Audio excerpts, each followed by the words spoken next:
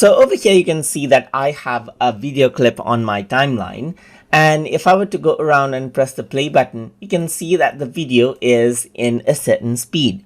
If I were to go around onto the direct selection tool and then click and drag around the clip right here, then what happens is that I change its out point right there. But if I want to go around and change its speed, then what I can do is I can utilize something called the rate stretch tool right here, located over here on the left side.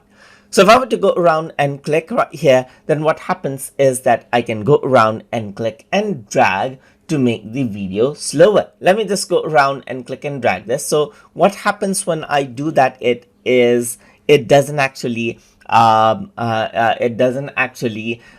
change out the out point anymore, but it makes the video slow, as you can see. So I'm stretching out my video clip right here, hence the name rate stretch tool.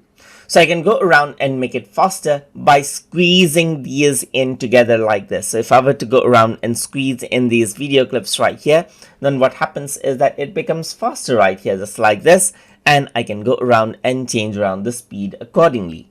And that is how I can go around and utilize the rate stretch tool inside of HitFilm to go around and change the speed of the clip. So I hope you guys learned something as always.